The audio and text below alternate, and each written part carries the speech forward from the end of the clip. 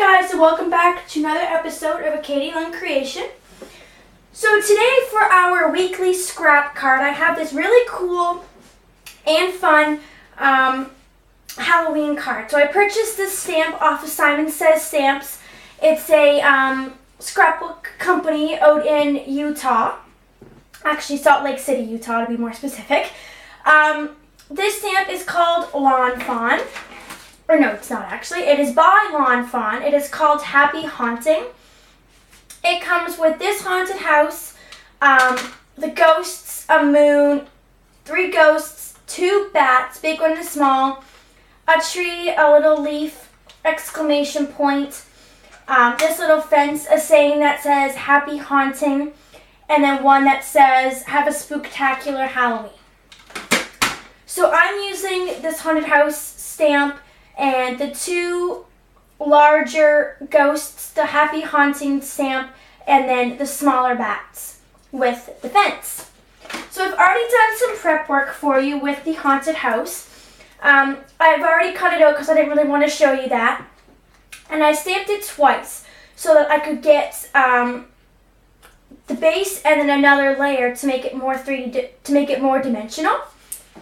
So what I'm going to do is just color this in, and I'm going to color this in with my water pen and some black ink.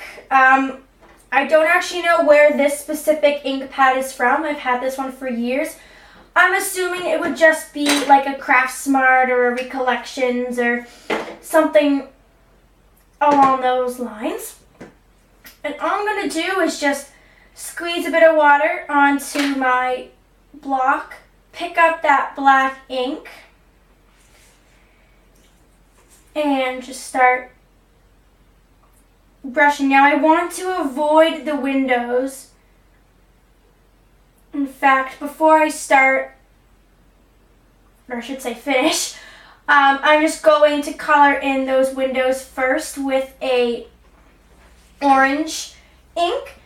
The only reason being is because I really don't want my inks to blend or mix. I've done it before where I did the black first and then the orange, and it didn't turn out very good. So, anyways, let's just start this again. Pick up some of that orange and then just put it in the windows. Like, you can already tell we're starting to blend a bit with the ink. With the ink from the stamp. So, you know what, I'll just leave that and then I'll just color in with the color pencil. Change my mind again. Alright, let's just continue this process with the black. So just color it in. Still try to avoid the windows as much as possible. You can even do the roof.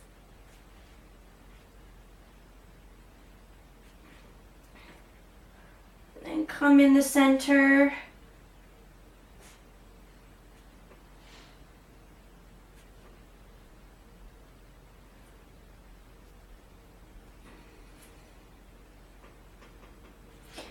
This is actually a really fast process. All I'm doing is just basically picking up the ink with my water pen and then brushing it on here. It's a lot faster than coloring.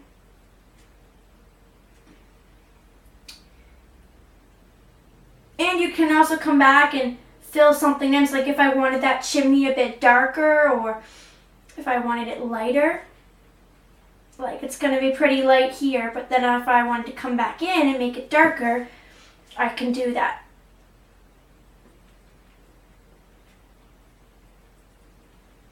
So it's pretty fun.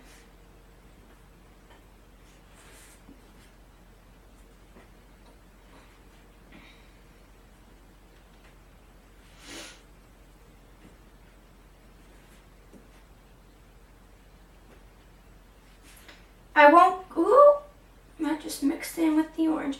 I won't color in all of it, but just so you get the basics. Also this door, you want to avoid the door because I'm going to be using orange on the door as well.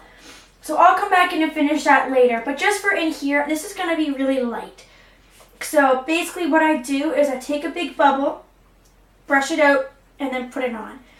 Because I want it to be a really light color roof, like barely any color on it. Well, I guess it's not barely any color, but I want it to be lighter than the rest of the house. Then I'll go back and darken everything, especially this chimney. And you can even take your brush and put it right into the ink pad to absorb that. Squeeze a bit out there to make that all nice and wet. There, and then you get a nice dark color.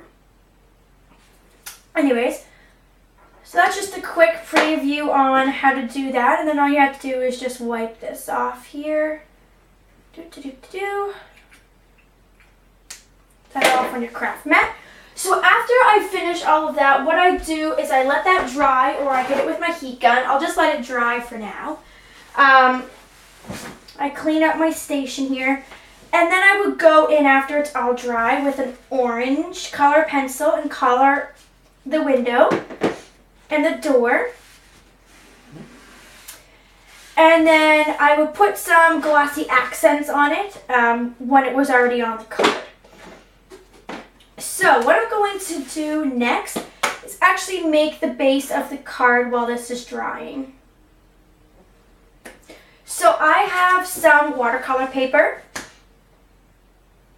You don't actually need watercolor paper. I don't even know why I cut watercolor paper, but I'm going to use watercolor paper because I've already cut it. I have my Ranger blending toolkit thing, and I'm first going to start with some distress inks.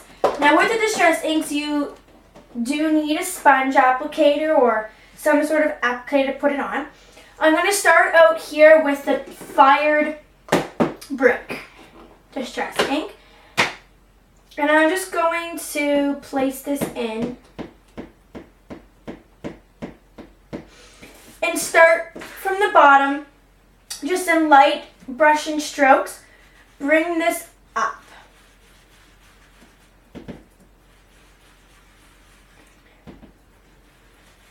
And I would say bring it up to about there. Here, I'll even make a little pencil mark. If I can find a pencil. I would say to about there. Because we're going to be mixing in other colors here in a moment. So with that same circular motion, just bring it in. I actually like the effect a lot better on the watercolor paper. It makes it look a lot better. Alright, make sure that it's nice and dark on the bottom edges. And then you can always go back and darken things, especially with distress inks. Make sure that these edges here are nice and dark. Alright, then for now I'm done with my Fired Brick. I'm then going to move on over to my mustard seed, and I need to put my gloves on. If I can find them. I'll just use this here. If you guys have been watching my tutorials, you know that I hate getting distress ink on my fingers. And even with the gloves, I still manage to get some on. But for the most part, I just really don't like getting ink on my fingers. I don't know why. It's just sort of a pet peeve, I guess, that I have. Sorry, these were inside out and I should have poked the fingers through, but I didn't.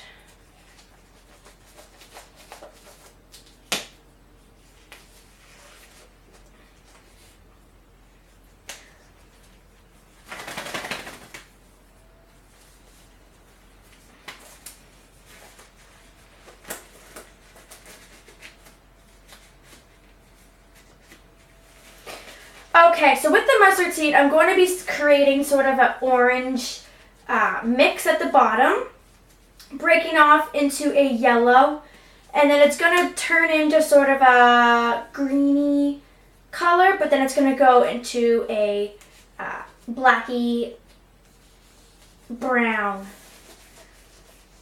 sort of color. So I almost got this glove on. All right. With my mustard seed, I'm just going to simply go right, just continue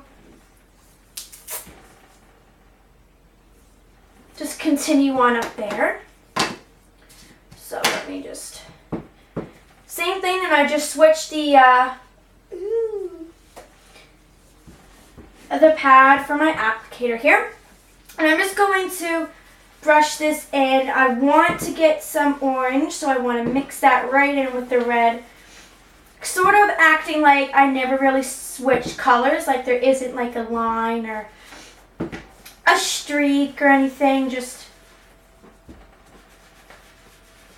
keep going. I'm just going to turn this here. And you can really see that orange. And you don't really need a lot of yellow.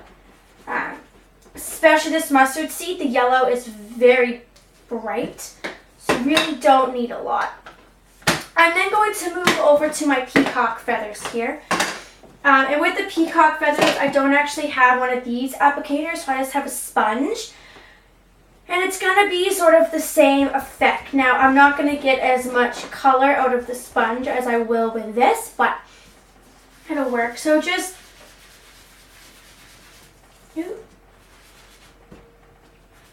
bring this in.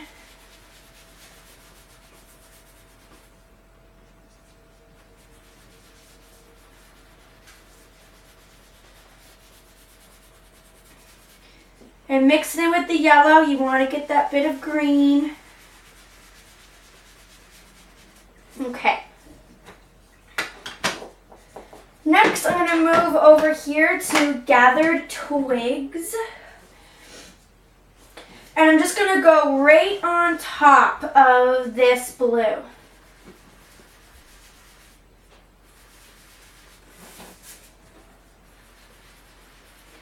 Going all the way down to where the blue covers, over the green.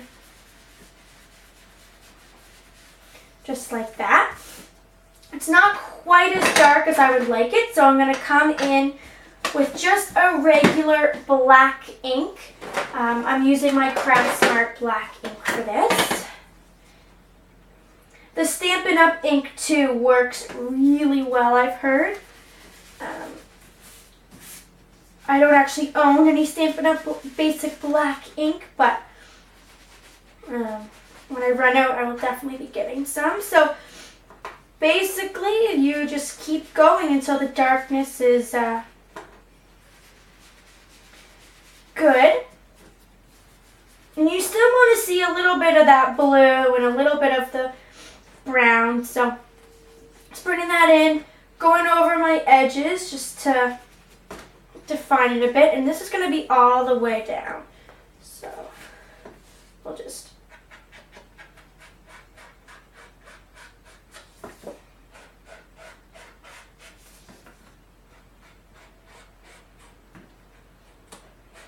Okay, now I'm done with all of my sponges and applicators and stuff, so I'll just throw that back in my bin. Same with these Distress inks. I'll organize it all later. So, don't worry about the mat. That won't do anything. I'm just going to hit this with the heat gun real quick, only because I don't want it to smear and I really want it to seal.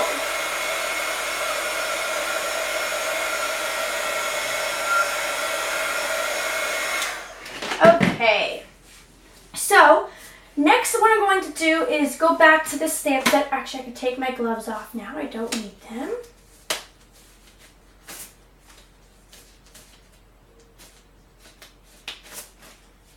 So I'm going to come back to my stamp set and I'm going to pick up this fence. Now, I don't want this fence to be straight all the way across. I do want it to have some curve to it. Oh, this block is not clean.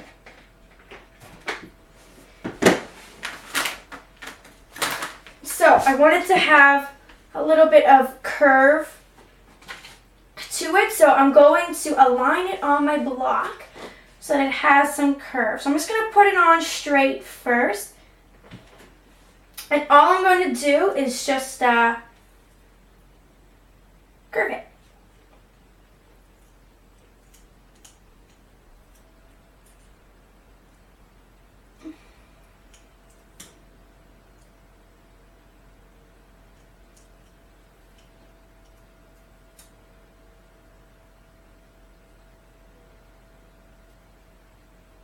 Just like that. And that's going to go on the bottom portion of the card here where the red is.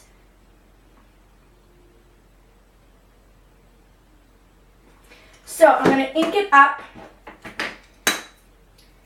all the way. Really good. Oh, actually, because I forgot to mention this, because I put water on the ink pad, you just have to blot it off a bit, a couple times on your napkin or something, because it's going to make this really watery. Because there's still water left in it, so. Whoop.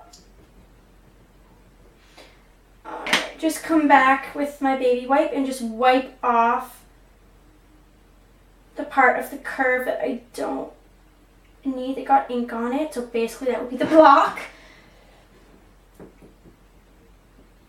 Okay, and then just align this on your card. And you want to curve this too and go from corner to corner. Push that down, pick it up. And now you just want to line that back up, and I'm just gonna do the 4, 1, 2, 3, 4 here. That's really all I'm going to need, is just those 4 to finish it. Line that up and push that down. Okay. There we go. So now that I'm done with that, I can come in, make sure that this is semi-dry, and adhere my haunted house down to the card. And I am using pop dots here.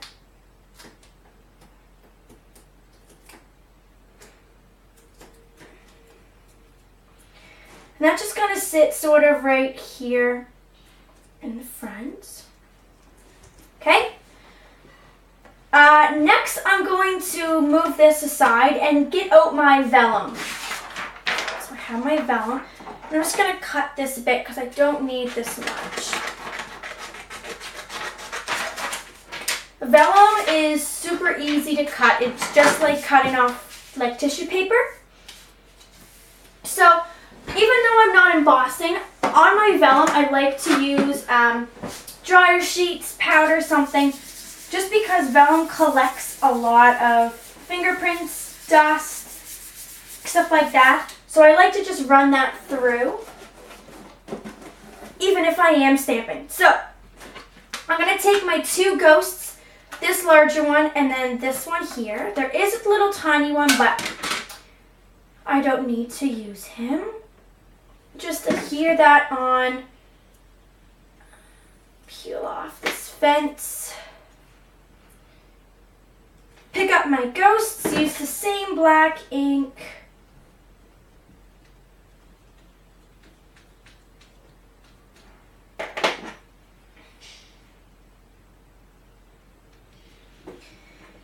and stamp that. And then again, remove this and pick up the stamp that says Happy Haunting, and that's going to be used on this vellum as well.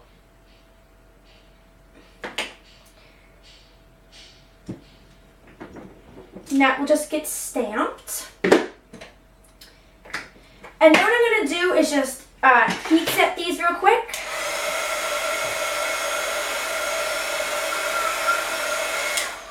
And then I would cut these out. Just for time's sake on the video, I won't cut them out, but you get the point. You just cut them out, make this into a little banner shape if you want.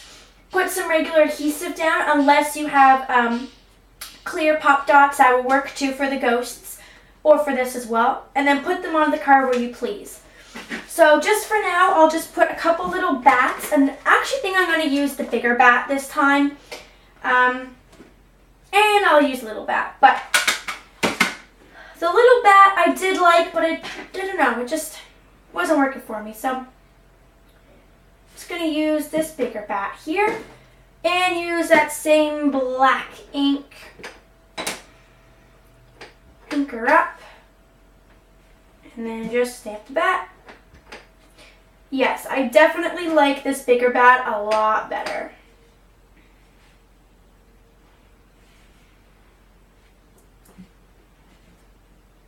Okay, and I'll pick up this little bat here and just come in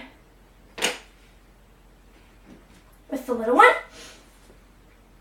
And that's actually a lot of bats, but anyways.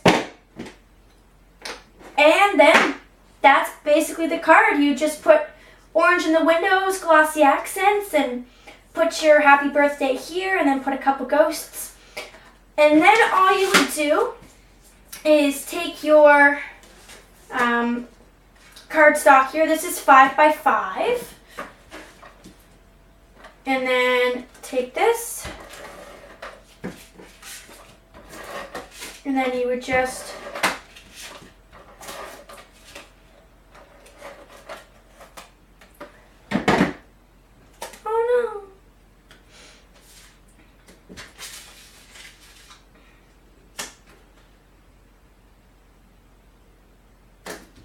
adhere that to the card, and it actually picked up this ink, so I'll have to go over with that and fix it. But that's the card for this week with a few short modifications to it.